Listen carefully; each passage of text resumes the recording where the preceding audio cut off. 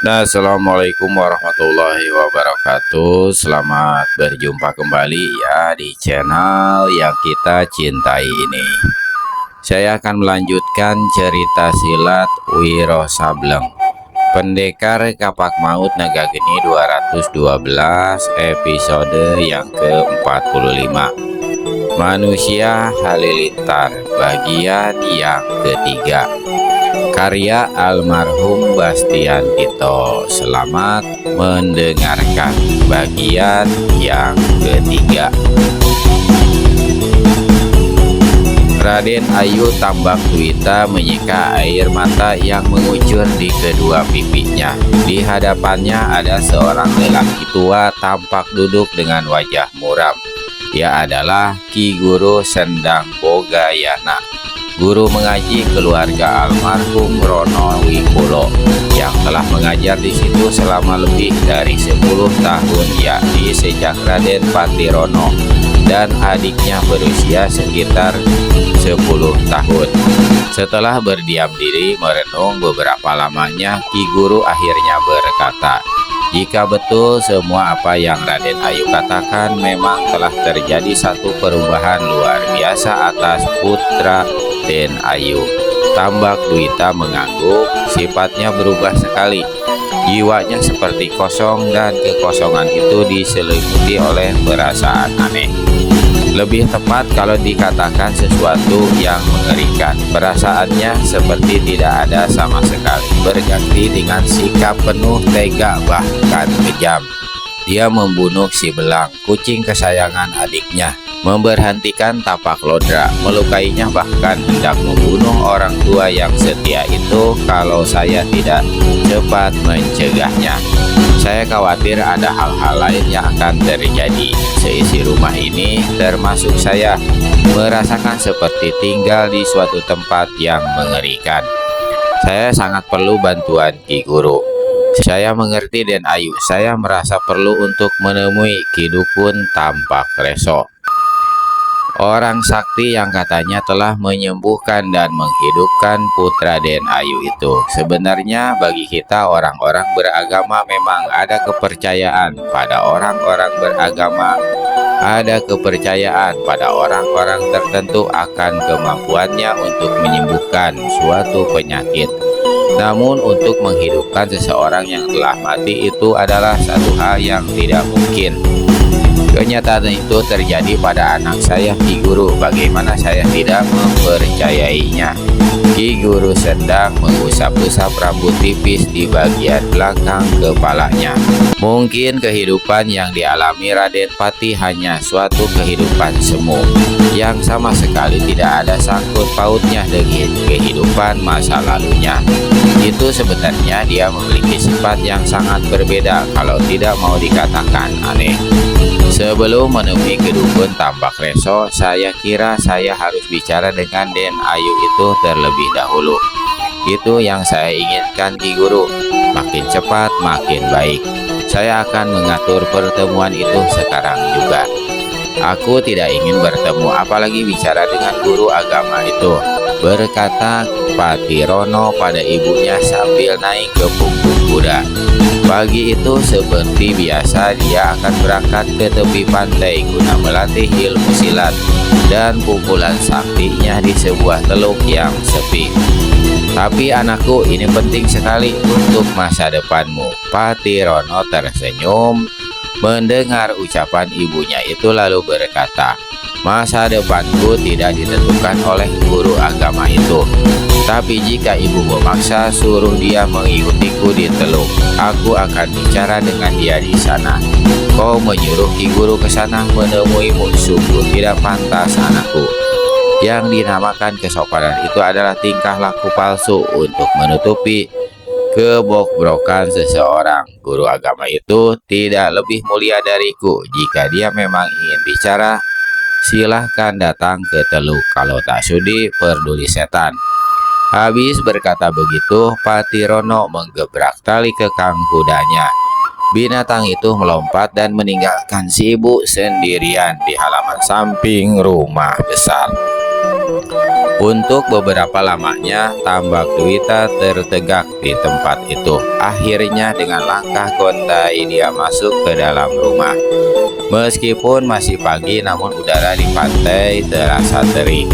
Air laut mendebur ombak di pantai pasir Teluk. Raden Paterono mendengar suara derap kuda di belakangnya, tapi dia tidak peduli. Menolehnya pun tidak. Derap kuda berhenti dan pemuda itu tahu kalau si penunggang telah memperhatikannya. Di bawah sebatang pohon kelapa di teluk yang sunyi itu terdapat beberapa bangkai perahu yang sudah lama ditinggal dalam keadaan rusak dan lapuk. Raden Pati berpaling ke arah pohon kelapa itu, perlahan-lahan mengangkat tangan kanannya, lalu tangan itu dipukulkan dibarengi oleh satu bentakan. Terjadi satu hal yang hebat. Begitu tangan bergerak ke depan, satu jengkal di atas tangan Raden Pati berkiblat cahaya terang disertai letupan keras seperti sambaran halilintar kecil. Bersamaan dengan itu, pohon kelapa di seberang sana terdengar berderak, lalu tumbang dalam keadaan hangus. Perahu-perahu lapuk yang ada di bawah pohon kelapa mental hancur lebur seperti bubuk karang. Ki Guru Sendang Bogayana lelitkan lidah. Di dalam dadanya bukan rasa kagum yang dirasakannya, justru ada perasaan khawatir. Kalau ilmu kepandaian itu dipergunakan dalam kesesatan, dapat dibayangkan akibatnya. Perlahan-lahan Ki Guru Sendang turun dari kudanya. Tengah dia melangkah ke arah Patirono, tiba-tiba pemuda ini membalikkan tubuh seraya mengangkat tangan seolah-olah hendak menghantam guru agama itu. Sang guru terkesiap pucat dan hentikan langkahnya. Raden Patirono tertawa gelak-gelak. "Ki Guru, kau datang juga ke teluk ini," ujar Patirono seraya bertolak pinggang dan geleng-gelengkan kepalanya. "Pelajaran agama apa yang hendak kau sampaikan padaku hari ini?" Meskipun ucapan itu jelas-jelas merupakan ejekan, namun Ki Guru Sendang Bogayana berusaha setenang mungkin dan menjawab, "Tidak ada pelajaran agama hari ini, Raden Pati. Aku datang kemari memenuhi permintaan ibumu." Begitu. Raden Pati rangkapkan kedua tangannya di depan dada. "Lalu apa yang ibu inginkan melaluimu, Ki Guru?" "Ibumu memberitahu ada perubahan besar dalam dirimu sejak kau maksudku sejak kau disembuhkan dari sakit beberapa tempo hari." "Mungkin ibumu keliru, Raden, namun dia memberikan beberapa contoh nyata. Misal tindakanmu membunuh si Belam, lalu perbuatanmu terhadap Tapak Lodra. Itu baru dua, Ki Guru. Yang ketiga ialah tindakanku yang tidak ingin melihatmu lagi datang ke rumah, apalagi memberikan pelajaran agama padaku," memotong Patirono dengan suara ketus. "Raden Pati, yang namanya pelajaran itu, apapun bentuk dan macammu, perlu dituntut, termasuk pelajaran agama. Kudengar kau sering datang kemari untuk berlatih ilmu silat dan kesaktian.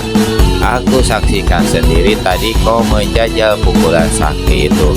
Nah, ilmu agama pun tidak kalah pentingnya, malah menjadi sumber dari segala ilmu yang ada di atas dunia ini." Raden Paterono tertawa bergelak mendengar kata-kata Ki Guru itu. "Apakah ilmu pelajaranmu bisa membuat aku memiliki pukulan sakti halilintar tadi?" "Memang tidak, Raden Pati. Ilmu kesaktian adalah ilmu dunia. Sebaliknya, ilmu agama adalah ilmu untuk dunia dan juga untuk akhirat, guna mendapatkan keselamatan." "Dusta besar yang menyesatkan. Ketika aku sakit, apakah ilmu agamamu yang menyembuhkanku?" "Memang bukan ilmu agama, tapi Tuhan yang menjadikan agama dan kita semua. Dialah yang menyembuhkan dirimu, Raden." "Aku tidak percaya pada Tuhanmu itu, Ki Guru." "Astagfirullah. Jangan bicara seperti itu, Raden. Besar dosanya. Jangan jadi orang murtad. Inilah salah satu kelainan yang kini terdapat pada dirimu, Raden. Dulu kau seorang pemuda yang taat pada agama, rajin sembahyang dan mengaji. Kini mengapa tiba-tiba kau berubah? Mengapa hal itu tidak kau tanyakan saja pada Tuhanmu? Tukas Raden Pati. Ya Tuhan, ampunilah anak manusia ini atas ucapan-ucapannya, kata Ki Guru Sendang Bogayana. Raden Pati, ibumu dan juga aku tidak ingin kau tersesat lebih jauh. Sesat? Aku tidak merasa sesat. Kalian orang-orang bodoh yang sebenarnya berada dalam kesesatan. Hanya orang-orang sesat yang tega membunuh kucing, bahkan hendak membunuh orang tua yang telah berbakti puluhan tahun pada keluarga, sahut Ki Guru pula dengan suara lantang karena dia tidak dapat lagi menahan kesabaran dan hawa amarah atas ucapan-ucapan si pemuda.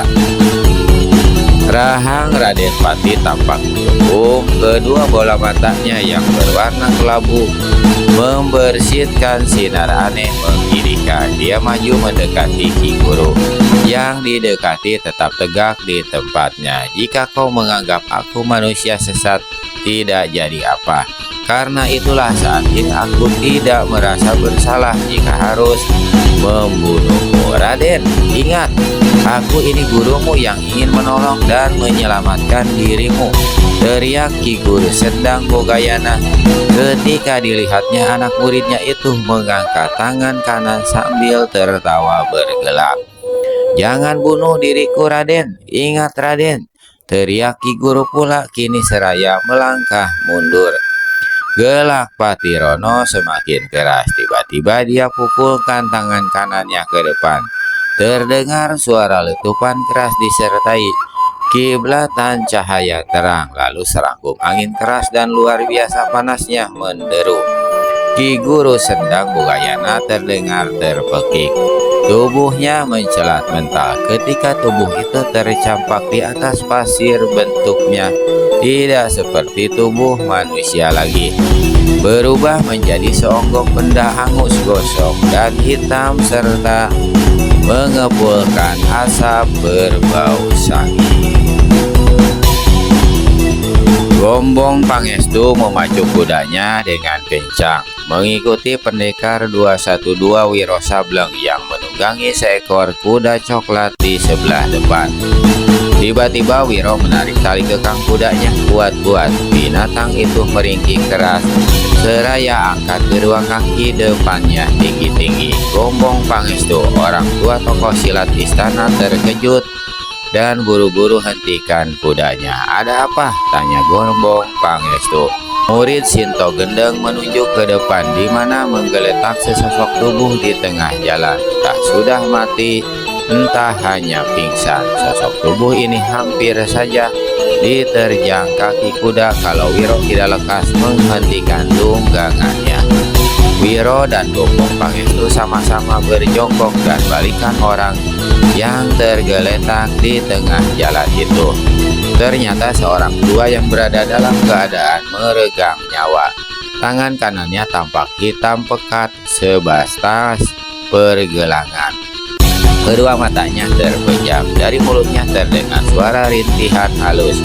Ketika Wiro membuka kelopak mata kiri orang itu, kagetlah dia. Bagian putih matanya ternyata berwarna hitam. Racun jahat, desis Gombong Pangestu.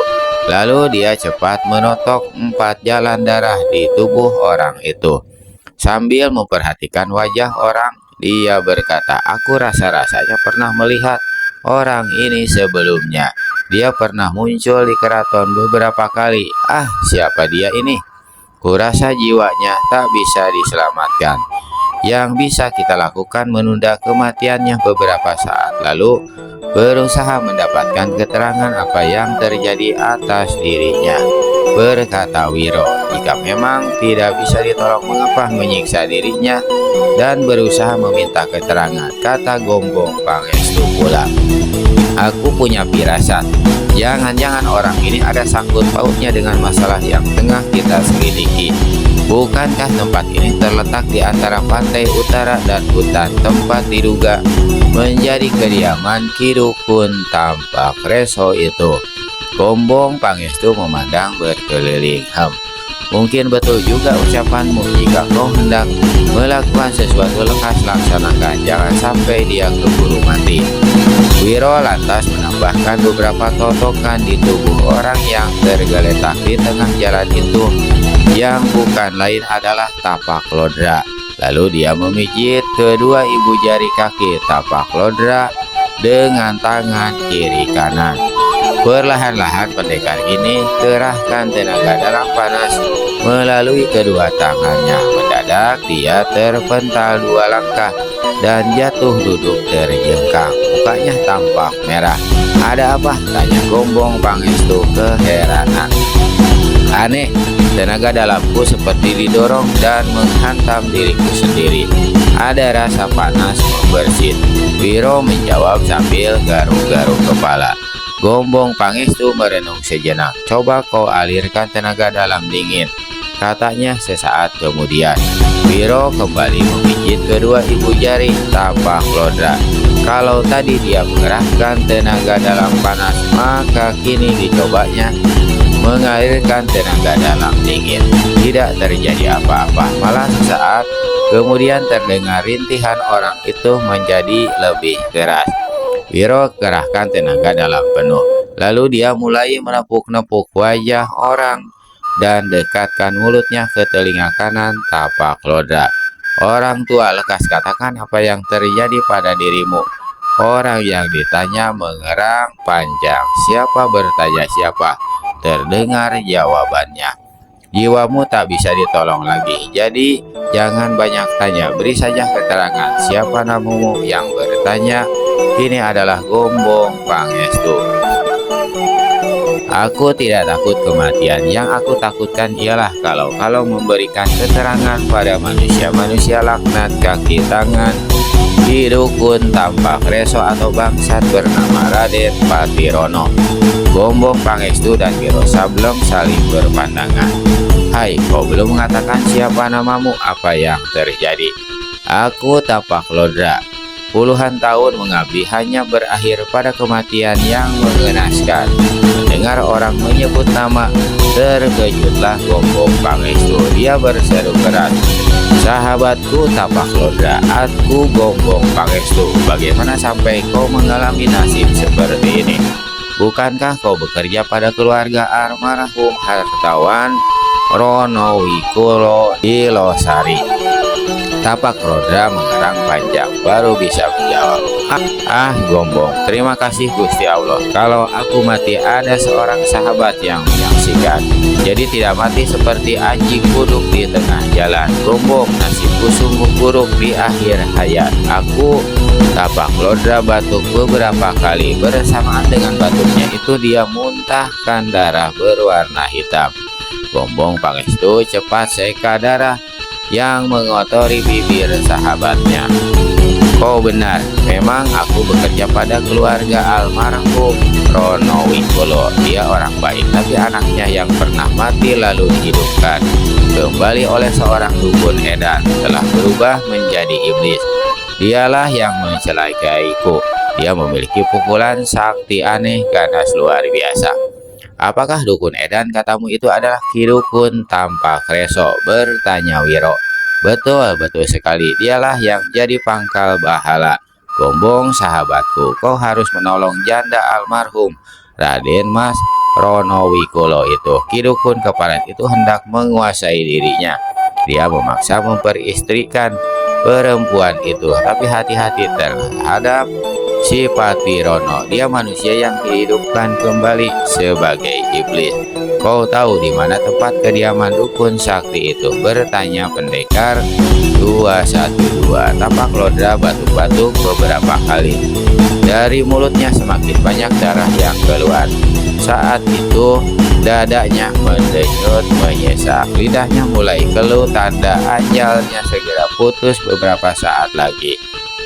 Kepala Tapak Lodra tampak menggeleng perlahan. Kalian bisa menemukannya di rumah almarhum Raden Rono Wikolo, aku hek.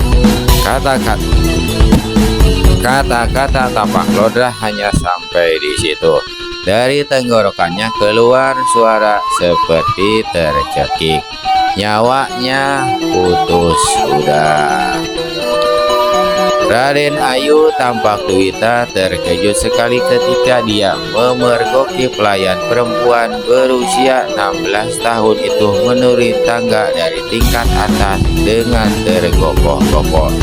Tubuhnya nyaris telanjang karena hanya tertutup sehelai kain panjang yang robek-robek di sana sini pada muka, leher dan bahu serta dadanya yang tersingkap. Tampak luka-luka bekas gigitan dan pukulan. Saminten, dari mana kau? Apa yang terjadi dengan dirimu? Pelayan itu tergagap kaget begitu mengetahui kalau saat itu berhadapan dengan majikannya. Pelayan ini langsung jatuhkan diri, pegangi kaki, tampak Dwita dan menangis keras. Kain di bagian dadanya merosot. Tampak Dwita merasa bulu kuduknya berdiri ketika melihat luka besar di salah satu payudara Saminten. Mohon ampunanmu Gusti Allah. Duh Gusti, saya mohon ampunmu. Katakan apa yang terjadi, siapa yang menganiayamu seperti ini? Bertanya tambak Dwita hampir berteriak. Saya tak berani mengatakannya Gusti. Saya dipaksa. Kau tak usah takut, siapa yang memaksamu? Ayo bilang. Duh Gusti, mohon maafmu, mohon ampunmu, putramu Raden Pati yang melakukannya. Saya dipaksa melayaninya. Setelah puas, sekujur tubuh saya digigit dan dipukulinya. Bergetar sekujur tubuh. Tambak Dwita mendengar keterangan pelayan itu. Saminten, pergi masuk ke kamarmu, aku segera menyusul. Jangan ceritakan pada siapapun kejadian ini, mengerti? Saya mengerti Gusti Ayu, tapi saya sudah berniat untuk berhenti bekerja di sini. Jawab Saminten. Itu kita bicarakan kemudian. Yang penting sekarang masuk dulu ke kamarmu. Begitu pelayan itu berlalu seperti terbang. Tambak Dwita melompat tangga menuju ke tingkat atas. Di depan pintu kamar anaknya, dia mengetuk dan memanggil keras-keras. Pati, buka pintu, Pati. Tak ada jawaban dari dalam. Pintu pun tidak dibukakan. Perempuan itu kembali mengetuk dan berteriak lebih keras dan lebih keras. Tiba-tiba pintu terbuka. Satu tangan menyambar keluar, mencekal lengan tambak Dwita. Di lain kejap perempuan itu terbetot masuk ke dalam kamar. Tambak Dwita sempat terpekik, matanya membeliak dan napasnya memburu ketika dia melihat putranya tegak di depannya. Pati, apa yang telah kau lakukan terhadap pelayan itu? Katakan apa yang telah kau perbuat. Bukankah dia telah mengatakan padamu, menyahuti Pati Rono. Jadi betul kau telah mengotori rumah ini dengan perbuatan mesum terkutuk. Kau mencemari nama almarhum ayahmu. Pati Rono tertawa. Apa kau tidak mengotori rumah ini? Sejak beberapa malam lalu ketika ibu berdua-dua di atas ranjang bersama Ki Dukun. Tambak Dwita menjerit keras mendengar kata-kata anak lelakinya itu lalu. Plak! Tamparannya melayang dengan keras di pipi kiri Pati Rono. Sepasang mata kelabu Pati Rono tampak bernyala, membersihkan sinar menggiringkan. Dia melangkah mendekati ibunya. Sang ibu yang jadi ketakutan bergerak mundur, tetapi punggungnya tertahan dinding kamar. Tiba-tiba kedua tangan Pati Rono meluncur ke depan, menyambar batang leher tambak Dwita, langsung mencekik kuat-kuat. Perempuan itu masih sempat menjerit sebelum lidahnya terjulur dan kedua matanya memberiak. Dari tingkat bawah rumah terdengar suara orang berlari menaiki tangga, lalu menggeledah satu bentakan. Pati Rono, kau hentikan. Kau hendak membunuh ibumu sendiri. Lalu satu Angin deras mendorong tubuh si pemuda. Dia terjajar hampir jatuh, tapi karena cekikannya tidak terlepas maka Tambak Duita ikut tertarik bersamanya. Perempuan itu sudah lemas karena tak bisa bernafas. Jika tidak tertolong dalam waktu singkat, nyawanya pasti putus. Patirono, lepaskan. Yang kau cekik adalah dirimu sendiri. Lepaskan. Kembali suara yang tadi membentak berteriak keras. Patirono terkejut. Yang dilihatnya di hadapannya dan yang dicekiknya dengan kedua tangannya yang kukuh memang adalah dirinya sendiri.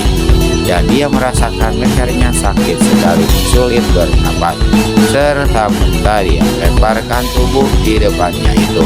Tambak Duita terbanting keluar pintu, jatuh dekat tangga. Kalau tidak lekas ditolong oleh Ki Dukun Tampak Reso, perempuan itu pasti akan jatuh menggelinding ke tingkat bawah. Manusia iblis, kau hendak membunuh ibumu sendiri, Hardi Ki Dukun. Dukun keparat, kau akan menerima giliranmu, teriak Patirono marah, lalu membanting pintu kamar. Ki Dukun cepat menolong Raden Tambak Duita dan menggendongnya ke dalam kamar tidur di tingkat bawah. Beberapa orang berlarian mendatangi, termasuk Tambak Sari putrinya. Seseorang diperintahkan mengambil segelas air putih. Setelah membacakan mantra pada air itu dan meminumnya pada Tambak Duita, janda almarhum Raden Mas Ronowikulo itu mulai sadar walau wajahnya masih pucat. Sekilas terbayang di pelupuk matanya saat ketika putranya hendak mencekiknya. Langsung dia menjerit. Ki Dukun cepat mengusap kening perempuan itu. Tenang Den Ayu, kau berada di tempat yang aman. Tak ada yang perlu ditakutkan, kata Ki Dukun perlahan. Sementara Tambak Sari mengelus-elus rambut ibunya tiada henti dan kedua matanya berkaca-kaca. Ki Dukun, terdengar suara Tambak Duita perlahan antara terdengar dan tiada. Aku menyesal memintamu menghidupkan anak itu. Dia bukan manusia, dia adalah penjelmaan iblis. Aku ingin kau mematikannya kembali, Ki Dukun. Bunuh anak itu dan tanam mayatnya jauh-jauh dari sini. Ki Dukun Tambak Reso tak bisa menjawab apa-apa. Tiba-tiba terdengar Tambak Sari menangis keras dan menjatuhkan dirinya di atas dada ibunya. Ada apa kau menangis, Sari? Bertanya berbisik sang ibu. Mas Pati, dia memang harus disingkirkan dari rumah ini, Bu. Saya takut, ujar Tambak Sari di antara tangisnya. Dia melakukan sesuatu terhadapmu, Sari. Gadis itu tak segera menjawab melainkan menangis kencang. Setelah tangisnya reda, baru terdengar ucapannya. 1 hari lalu dia mengajak saya ke Teluk, katanya untuk menyaksikan bagaimana dia berlatih ilmu kesaktian baru yang disebut pukulan halilintar. Tapi di situ tiba-tiba dia hendak memperkosa saya. Semua orang yang ada di situ tentu saja sangat terkejut mendengar keterangan si gadis. Air mata tampak mengalir di kedua pipi Tambak Duita. Dia benar-benar melakukan perbuatan terkutuk itu, anakku. Tambak Sari menggeleng. Saat itu kebetulan ada 2 orang gagah lewat. Satu masih muda. Mereka menolong saya. Mereka kemudian hampir bentrokan dengan Mas Pati. Tapi saya lihat keduanya sengaja mengalah dan meninggalkan Teluk. Mungkin sekali mereka berada di Losari saat ini. Sepasang mata Ki Dukun Tampak Reso tampak membuka lebih lebar. Tiba-tiba saja ada perasaan tak enak dalam hatinya. Den Ayu Tambak Sari, dapatkah kau menerangkan lebih rinci ciri-ciri kedua orang yang menolongmu itu? Bertanya Ki Dukun. Yang muda berpakaian serba putih, ikat kepalanya juga putih. Sikapnya konyol, terkadang seperti orang kurang waras. Aku tak kenal padanya, desis Ki Dukun Tampak Reso. Bagaimana ciri-ciri orang yang satu lagi? Sudah lanjut usia, tapi gerakannya cepat sekali. Dia mengenakan pakaian biru. Ki Dukun merenung sejenak. Ada beberapa orang tokoh silat yang memiliki ciri-ciri seperti itu. Sejak beberapa waktu lalu dia mendengar kabar bahwa dirinya dicari-cari oleh seorang utusan dari kota raja. Hal itu ada sangkut pautnya dengan kotak batu hitam yang kini berada padanya. Kidukun, terdengar suara Raden Ayu Tambak Tuwita. Kau sudah mendengar permintaanku. Singkirkan anak itu sebelum dia membunuhi penghuni rumah ini satu demi satu. Aku akan mencarikan jalan sebaik-baiknya, Den Ayu, ujar Kidukun. Lalu dia tinggalkan kamar itu. Pendekar Kapak Maut Naga Geni 212 Wiro Sableng dan Gombong Pangestu hentikan kuda tak jauh dari pintu pekarangan rumah besar janda almarhum Rono Wikulo. Keduanya sengaja berlindung di balik dua batang pohon besar di seberang sana. Aku mendengar ada suara perempuan menjerit dari dalam rumah di tingkat atas, ujar Wiro. Gombong Pangestu anggukkan kepala. Sesaat dia memandang berkeliling. Kita langsung masuk, bertanya Wiro. Jangan kesusu, kita tunggu dulu di sini sambil melihat situasi, jawab Gombong Pangestu, tokoh silat keraton yang punya segudang pengalaman itu.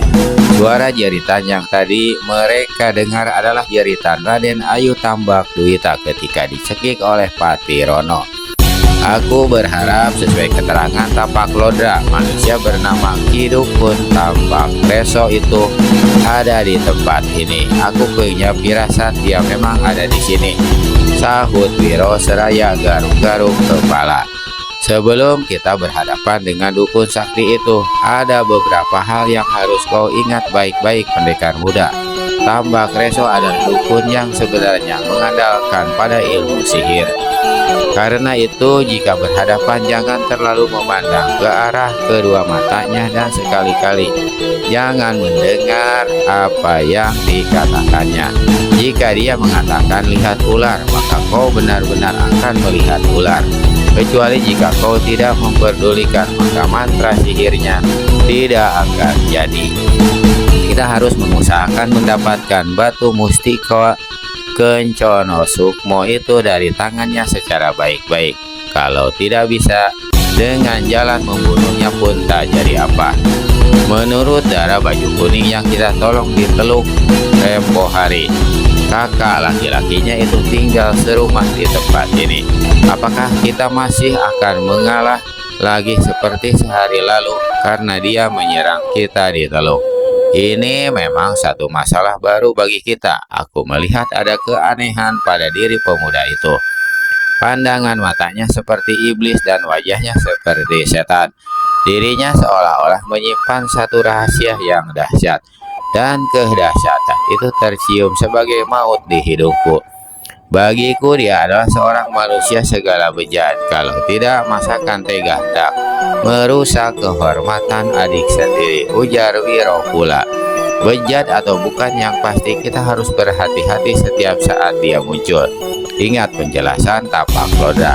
Pemuda itu memiliki pukulan mengandung racun mematikan. Lagi pula, pendekar 212 mengangkat tangan kirinya memberi tanda lalu berbisik. Ada seseorang keluar dari pintu depan rumah dan duduk di langkan. Kau kenal padanya, orang yang keluar dari rumah besar dan kemudian duduk di sebuah kursi yang terletak di langkan rumah. Berpakaian hijau muda, memiliki janggut kumis serta rambut putih di bawah belangkonnya yang terbuat dari kain bludru berwarna ungu gelap. Dia bangsatnya, kertak Wiro ketika mengenali orang berbaju hijau muda itu. Dialah orang yang kutemui di puncak bukit Jati Arang, manusia yang sanggup menghidupkan rusa yang telah mati di koyak harimau.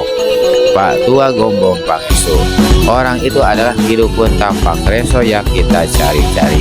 Keterangan Tapak Lodra betul, ternyata dia ada di sini. Mari.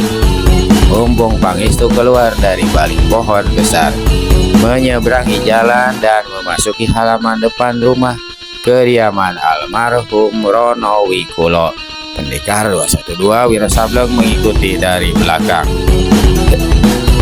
Ketika melihat ada dua penunggang kuda memasuki halaman, orang berbaju hijau muda yang memang adalah Ki Dukun tampak reso serta merta berdiri dan melangkah ke ujung langkan, berhenti di anak tangga rumah paling atas. "Kalian siapa dan ada keperluan apa?" membentak Ki Dukun. Kemudian disadarinya bahwa dia rasa-rasa kenal dengan pemuda berambut gondrong berpakaian serba putih itu. Paling tidak pernah melihatnya sebelumnya. Lalu tiba-tiba saja dia ingat, keparat gondrong ini adalah orang yang memata-matai di puncak Bukit Jati Arang tempo hari, yang mengaku membawa tugas dari istana untuk mengambil kotak batu hitam dari tangannya. Orang cerdik dan licin Ki Dukun segera bekerja. Dia sungguhkan tawa lebar dan berkata, "Ah, kalian pastilah dua orang gagah yang menolong Raden Ayu Tambak Sari di Teluk 1 hari lalu. Ibunda gadis itu memang tengah menunggu-nunggu kalian berdua. Ada hadiah besar hendak diserahkannya pada kalian. Tunggulah, kami kemari bukan untuk mencari hadiah, tapi," ujar Gombong Pangestu. Namun saat itu Ki Dukun tampak reso sudah palingkan tubuh dan melangkah masuk ke dalam rumah. Begitu masuk ke dalam, dia tidak pergi menemui Raden Ayu Tambak Duwita seperti yang dikatakannya, karena itu memang hanya akal bulusnya saja. Dengan cepat dia naik ke tingkat atas di mana kamar Raden Patirono berada. Dengan paksa dia mendobrak pintu dan masuk ke dalam kamar. Patirono yang ada di dalam kamar itu menggerai marah, langsung melompati Ki Dukun. Orang tua ini cepat mengangkat tangan dan berkata, "Raden, jangan marah dulu. Di luar ada dua orang tamu mencarimu. Mereka adalah orang-orang yang bentrokan denganmu di Teluk 1 hari yang lalu. Bangsat, ada keperluan apa mereka berani datang kemari?" sentak Patirono.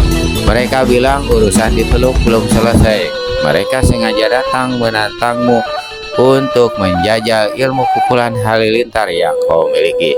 Bukankah waktu di Teluk kau tak sempat mempergunakannya?" "Mereka mencari mati," teriak Patirono. Tubuh Ki Dukun didorongnya hingga terjajar.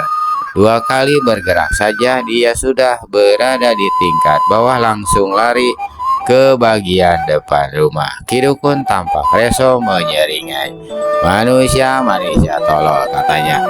"Berkelahilah kalian sampai mampus semua." Lalu dengan cepat dia menuruni tangga menuju bagian belakang rumah besar. Ketika Ki Dukun masuk ke dalam tadi, Gombong Pangestu berpaling pada pendekar 212 dan berkata, "Aku khawatir jangan-jangan dukun keparat itu melarikan diri lewat pintu belakang. Kalau begitu biar aku menyelidik," ujar Wiro pula. "Jangan, biar aku yang melakukan. Manusia satu itu banyak tipu muslihatnya. Kau tetap di sini berjaga-jaga. Jika ada yang kelihatan hendak melarikan diri, cepat memberi tanda."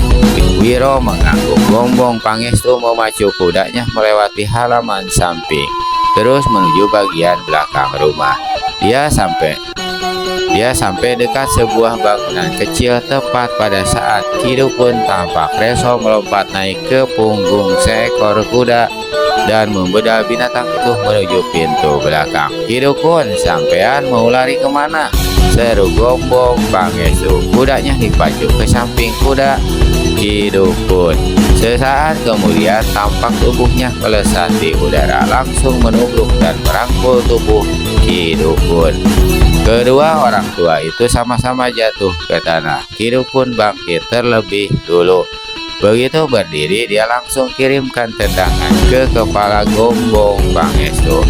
Sambil gulingkan diri di tanah, tokoh silat istana itu berhasil mengelak dan membalas dengan pukulan tangan kosong mengandung tenaga dalam tinggi, tapi luput karena yang diserang sudah berkelit ke kiri. Sambil berdiri, Gombong Pangestu keluarkan sebuah benda dan mengacungkannya ke arah Ki Dukun tampak reso. Benda itu berbentuk bulat putih terbuat dari perak murni. Itulah cap kerajaan yang dituang dalam bentuk perak. Aku utusan kerajaan ditugaskan untuk menangkapmu hidup atau mati. Teriak Gombong Pangestu. Kecuali jika kau mau menyerahkan benda pusaka kotak batu hitam milik keraton. Kotak batu hitam milik keraton, ujar Ki Dukun terheran-heran. Jangankan memilikinya, mendengarnya pun baru sekali ini, kata orang tua itu pula. Lalu sambungnya, aku orang kebanyakan, mana berani mencuri harta pusaka kerajaan. Kau pasti mendapat keterangan keliru dan menyesatkan. Gombong Pangestu tersenyum. Dia tahu manusia di hadapannya ini banyak akal dan tipu muslihatnya. Maka dia pun berkata, mari ku geledah dulu tubuh dan pakaianmu. Ki Dukun menggeleng. Aku tidak suka digeledah. Aku bukan maling, bukan pencuri. Jangan coba-coba mendekatiku. Kalau kau menolak, terpaksa aku melakukan kekerasan, mengancam Gombong Pangestu. Begitu. Silahkan kalau kau mempunyai kemampuan, tapi ingin kutanyakan, apa perlunya kau memegang-megang kalajengking di tangan kananmu? Gombong Pangestu hampir terkena sirapan mantra sihir yang diucapkan Ki Dukun. Tanpa sadar dia memandang ke arah tangan kanannya. Meski sekilas dia sempat melihat bagaimana cap kerajaan yang dipegangnya. Dilihatnya sebagai seekor kalajengking hitam yang siap untuk mematuknya. Untung saja dia segera ingat dan berteriak, kalau ini memang milikmu, ambil dan makanlah. Lalu Gombong Pangestu lemparkan cap kerajaan di tangan kanannya. Benda ini melesat ke arah Ki Dukun, membuat dia terkejut dan buru-buru melompat selamatkan diri. Karena ucapan lawan tadi membuat benda itu menjadi seperti kalajengking beneran di matanya sendiri. Dua bangka satu ini berbahaya. Ilmu sihirku tampaknya tak bakal dapat diandalkan menghadapinya. Ki Dukun memutar otak. Tiba-tiba dia menjura seraya berkata, aku maklum tak bakal menang menghadapi orang pandai sepertimu. Memang kotak batu hitam itu ada padaku. Aku tak mau membuat urusan dengan kerajaan. Biar benda itu ku kembalikan saat ini juga. Seperti diketahui, batu hitam itu diselipkan Ki Dukun di pinggang kirinya. Tapi dia meraba saku jubah hijaunya sebelah kanan di mana terdapat sebuah kitab kecil. Dengan mantranya dia sanggup membuat kitab kecil itu berubah bentuk menjadi seperti batu hitam, benda pusaka keraton. Sekali lagi dia menjura dan mengeluarkan kotak batu itu kepada Gombong Pangestu. Terimalah, aku mohon maafmu. Sesudah benda pusaka ini ku kembalikan, harap aku tidak diganggu lagi. Gombong Pangestu merasa lega ketika melihat benda pusaka yang disodorkan Ki Dukun itu. Dia menggerakkan tangan hendak menerimanya. Namun selintas pikiran mendadak muncul dalam benaknya. Mengapa manusia ini tiba-tiba berubah pikiran? Mengapa mendadak semudah itu dia mengembalikan batu Kencana Sukmo? Benda palsu kembali ke bentuk aslinya. Teriak Gombong Pangestu, lalu dia melompat menyergap Ki Dukun. Batu hitam di tangan Ki Dukun serta merta berubah ke bentuk aslinya, yakni sebuah kitab kecil. Di saat yang sama serangan Gombong Pangestu sampai tak ada jalan lain. Ki Dukun campakkan buku kecil itu lalu menangis. Dua lengan saling beradu. Ki Dukun seperti disengat api, sedang Gombong Pangestu terjajar dua langkah dengan dada berdenyut. Perkelahian antara dua jagoan tua ini memang tak dapat dihindarkan lagi. Bangsat gondrong, berani kau datang kemari, benar-benar mencari mati, teriak Patirono. Pendekar 212 Wiro Sableng yang enak-enakan duduk di atas kudanya tentu saja terkejut melihat kemunculan pemuda ini. Si tua bangka edan itu lenyap entah kemana. Tahu-tahu kini pemuda sedeng ini yang muncul, ujar Wiro dalam hati. Hatinya tercekat juga melihat kegarangan dan kesangaran orang. Kau bilang hendak menjajah pukulan halilintar. Ini kau makan dan mampuslah, teriak Patirono. Lalu tangan kanannya dipukulkan ke arah pendekar 212 Wiro Sableng. Murid Eyang Sinto Gendeng dari Gunung Gede melihat ada kiblatan menyilaukan keluar dari tangan Patirono disertai letupan keras, tak bedanya seperti halilintar menyambar dan guntur menggelegar. Tubuhnya yang duduk di atas kuda bergoncang keras, lalu ada hawa panas luar biasa yang menderu menerpanya. Sadar kalau orang memang hendak membunuhnya dengan pukulan sakti yang ganas, Wiro Sableng berteriak keras dan jatuhkan diri dari punggung kuda. Wut! Kuda coklat itu meringkik keras dan terpental, terkapar di tanah tanpa berkutik lagi. Tubuhnya sampai ke kaki hangus gosong, mengepulkan asap dan menebar bau sangitnya daging yang terpanggang. Pendekar 212 leletkan lidah dan rasakan tekuknya merinding. Sempat tubuhnya yang kena dihantam pukulan sakti tadi, pasti nyawanya sudah terbang saat itu juga. Bagus, kau mampu mengelak. Coba ini sekali lagi, teriak Patirono. Sepasang matanya yang kelabu menyorotkan hawa pembunuhan. Mulutnya berkemik seperti hendak menghisap darah pendekar 212. Geraham-gerahamnya bergemeletakan seolah-olah ingin menguyah kepala murid Sinto Gendeng itu. Wiro tak mau menunggu sampai lawan menghantamnya untuk kedua kali. Tangan kanannya yang telah berubah menjadi putih berkilau laksana perak karena aji pukulan matahari diangkat. Begitu lawan dilihatnya menggerakkan tangan, pendekar 212 hantamkan tangan kanannya. Terjadilah hal yang luar biasa. Letupan dahsyat seperti gunung meletus menggoncang halaman depan rumah besar. Di dalam rumah terdengar pekikan orang ketika ada bagian atap yang ambrol dan runtuh. Dua sosok tubuh lari berusaha menyelamatkan diri. Ternyata mereka adalah Raden Ayu Tambak Dwita dan putrinya. Kedua perempuan ini kembali jadi melengak kaget ketika melihat bagaimana tanah dan pasir halaman muncrat berhamburan. Jambangan dan patung-patung batu rubuh bergulingan. Ada asap putih membumbung ke udara, menebar bau terbakar yang menyisakan pernapasan. Lalu di antara pasir, debu, dan kepulan asap itu, ibu dan anak ini melihat sosok dua orang pemuda terduduk di tanah saling terpisah sekitar 12 langkah satu sama lain. Yang di sebelah kiri bukan lain adalah Patirono, terduduk dengan muka pucat laksana mayat. Yang satunya adalah pemuda gondrong yang dikenal Tambak Sari sebagai salah satu dari dua orang yang menolongnya di Teluk. Pati, anakku, seru Tambak Dwita. Bagaimana bencinya perempuan ini, bahkan menginginkan kematian putranya itu kembali. Tapi hati nurani seorang ibu tidak bisa disembunyikan. Dia berseru sambil hendak berlari mendapatkan Patirono. Namun putrinya cepat memegangi tangannya. Jangan ibu, terlalu berbahaya, jangan mendekat. Terpaksa sang ibu hanya tegak berdiri sambil pandangi anaknya dengan kedua mata berkaca-kaca. Wiro merasakan dadanya mendenyut sakit. Mulutnya terasa asin. Dia menyeka bibirnya dengan belakang telapak tangan. Ada noda merah di tangan itu, darah. Sadarlah pendekar ini kalau bentrokan pukulan sakti tadi telah membuatnya terluka di dalam.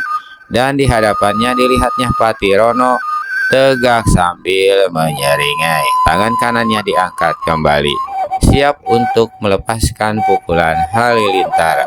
Pendekar 212 sadar dia tak bakal dapat menghadapi pukulan yang luar biasa hebatnya itu dengan pukulan sinar matahari yang juga mengandung hawa panas.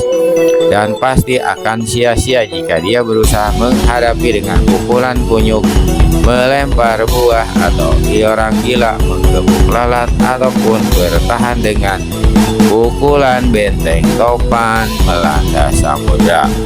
Semua ilmu pukulan sakti yang dimilikinya itu bertitik tolak pada hawa panas. Di depannya Patirono sudah siap menghantam. Dalam saat yang sangat kritis itu tiba-tiba Wiro ingat pengalamannya sewaktu berusaha menolong Tapak Lodra. Hawa tenaga dalam panas yang dicoba dialirinya ke tubuh orang itu menimbulkan kekuatan mendorong yang membuatnya terpental. Karena Tapak Lodra sebelumnya telah cedera oleh pukulan Halilintar, berarti ada hawa panas pukulan lawan yang masih mendekam dalam tubuhnya bersama racun jahat dan tidak bisa dihadapi dengan tenaga dalam panas pula. Saat itu, atas nasihat Gondrong Pangestu, dia kemudian mengerahkan tenaga dalam yang bersumber pada hawa dingin dan memang berhasil. Memikir di situ, Pendekar 212 segera siapkan diri dengan ilmu pukulan sakti bernama pukulan angin es. Kedua tangan diangkat tinggi-tinggi ke atas, lalu dua tangan itu diputar-putar. Udara di sekitar situ mendadak menjadi sejuk, lalu tiba-tiba sekali menjadi dingin luar biasa. Raden Ayu Tambak Dwita dan putrinya merasa tubuh mereka seperti dibungkus es. Ibu dan anak ini langsung jatuh duduk dan menggigil kedinginan. Tambak Sari segera menyeret ibunya menjauhi tempat itu, masuk kembali ke dalam rumah di mana hawa dingin tidak sampai mencekam. Di halaman, Patirono gerakan tangan kanannya melepaskan pukulan Halilintar. Ada letupan keras serta kiblatan sinar terang keluar dari tangan kanannya. Namun gerakannya hanya sampai di situ karena sesaat kemudian tangan itu tak bisa digerakkan lagi. Kaku dingin seperti dipendam dalam es. Wiro lipat gandakan tenaga dalamnya. Kedua matanya terpejam. Dia tidak pedulikan denyutan sakit yang menyesakan dada. Keadaan kaku di tangan kanan Patirono menjalar ke bagian tubuh yang lain. Gerahamnya bergemeretakan menahan dingin yang luar biasa. Dia berteriak, namun mulutnya pun sudah kaku, tidak bisa digerakkan. Ketika hawa dingin itu mencucuk-cucuk otaknya, pemuda ini langsung tergelimpang rubuh. Kedua matanya terpejam. Bersamaan dengan itu terdengar pekik Tambak Dwita yang menyangka putranya telah menemui ajal di tangan Wiro Sableng. Perempuan ini diikuti putrinya lari menghambur ke halaman, langsung memeluk tubuh Patirono sambil beratap. Tapi tiba-tiba sepasang mata yang terpejam dari Patirono membuka kembali. Kedua tangannya bergerak dan tahu-tahu telah mencekik leher ibunya. Wiro terkesiap kaget, sedang Tambak Sari menjerit sambil berusaha menarik kedua tangan kakaknya agar cekikan pada leher ibunya terlepas. Tapi sia-sia saja. Sepasang tangan Patirono laksana sebuah jepitan baja yang dipegang oleh iblis. Wiro berusaha membantu, tetapi tetap saja dua tangan yang mencekik itu tidak dapat dilepaskan. Perkelahian antara Gombong Pangestu dan Tampak Reso berlangsung hebat sekali. Selama 20 jurus lagi, perkelahian ini berlangsung berimbang. Sebagai seorang dukun yang banyak mengandalkan ilmu-ilmu sihir, maka tingkat ilmu silat yang dimiliki oleh Ki Dukun sedikitnya masih berada di bawah kepandaian tokoh silat istana. Hanya kelicikan dan akal muslihatnya saja yang membuat Ki Dukun Tampak Reso tampak mampu menghadapi lawannya. Namun itu tidak bertahan lama. Selewatnya jurus ke-25, orang tua yang kalah pengalaman silat ini mulai terjepit oleh hujan gempuran lawan. Apalagi segala ilmu sihir dan mantra jahatnya tidak mempan lagi terhadap Gombong Pangestu. Maka Ki Dukun mulai memutar otak bagaimana caranya agar dapat melarikan diri saja dari tempat itu. Hanya sayang sebelum maksudnya kesampaian, satu jotosan keras melabrak ulu hatinya. Manusia berjubah hijau ini tertegak dan tubuh tergotai-gotai. Sebelum tubuhnya roboh, Gombong Pangestu sudah menjambak rambut dan mencekal dagunya, lalu dipelintir keras-keras. Krak! Terdengar patahnya tulang leher. Ki Dukun tampak leso, nyawanya ikut amblas. Gombong Pangestu mendorong tubuh tak bernyawa itu hingga bergelimpang di tanah, lalu cepat-cepat menggeledah tubuh dan pakaian Ki Dukun. Di pinggang kiri Ki Dukun, tokoh silat istana ini menemukan kotak batu hitam Kencono Sukmo. Benda pusaka keraton itu diambilnya, diletakkannya di atas keningnya seraya berkata, "Terima kasih Gusti Allah, dengan perkenanmu aku berhasil mendapatkan barang pusaka ini kembali." Berarti Sri Baginda segera disembuhkan. Pada saat itulah Gombong Pangestu mendengar suara jeritan tampak Tuwita yang disusul oleh jeritan anak perempuannya. Tanpa pikir panjang lagi, sambil masih memegang kotak batu hitam Kencono Sukmo di tangan kanannya, orang tua ini berlari menghambur ke halaman depan dan menyaksikan bagaimana Wiro serta Tambak Sari berusaha melepaskan cekikan Patirono, sementara sang ibu semakin lemas. Lidahnya sudah terjulur, ludah membusa, dan sepasang matanya hanya tinggal putihnya saja yang kelihatan. Tanpa pikir panjang, Gombong Pangestu angkat tangan kirinya, lalu dengan mengerahkan tenaga dalam dan penuh batok kepala Patirono dihantamnya. Jangankan kepala manusia, kepala seekor kerbau pun pasti retak dan pecah dihantam pukulan itu. Tapi hebatnya kepala Patirono tidak pecah, malah tangan kirinya Gombong Pangestu terpental ke atas seperti menghantam karet, dan persendian bahunya merasa copot sakit bukan main. Ibu, jerit Tambak Sari, "Mas Pati, lepaskan cekalanmu, jangan membunuh ibu sendiri, lepaskan cekalanmu Mas." Akhirnya gadis ini jatuh pingsan karena kehabisan tenaga dan putus asa tidak mampu menyelamatkan ibunya. Saat itu karena tidak tahu harus berbuat apa lagi, secara tidak sadar Gombong Pangestu tusukan ujung kotak batu hitam ke leher Patirono. Walaupun kotak batu ini tumpul, namun karena ditusukkan dengan tenaga luar biasa, kotak itu amblas menembus leher Patirono sampai setengahnya. Terjadilah hal yang aneh. Meskipun saat itu hari terang benderang dan matahari bersinar terik, namun tiba-tiba berkiblat halilintar 3 kali berturut-turut disusul oleh gelegar guntur yang membuat tanah bergetar keras. Mulut Patirono terbuka lebar-lebar, lalu terdengar jeritannya seperti lolongan serigala. Bersamaan dengan itu tangannya yang mencekik terlepas dan terkulai ke bawah. Dengan tangan gemetaran, Gombong Pangestu cabut kotak batu hitam dari leher Patirono. Pada bekas tusukan kotak batu hitam kelihatan luka besar menganga berbentuk lubang mengerikan. Dari lubang ini mengalir keluar darah berwarna hitam yang menebar bau busuk luar biasa.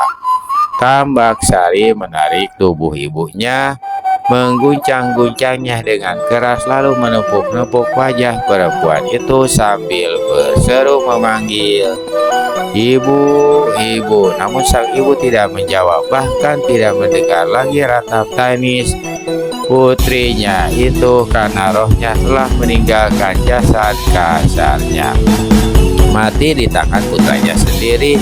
Putra yang sebelumnya diinginkan kehidupannya kembali, kehidupan yang membawa bencana dan malapetaka, bahkan kematian dirinya sendiri. Tamat. Nah, paling segitu dulu aja teman-teman ya. Nanti akan berlanjut ke episode selanjutnya. Mohon maaf atas segala kekurangan. Terima kasih atas segala perhatian.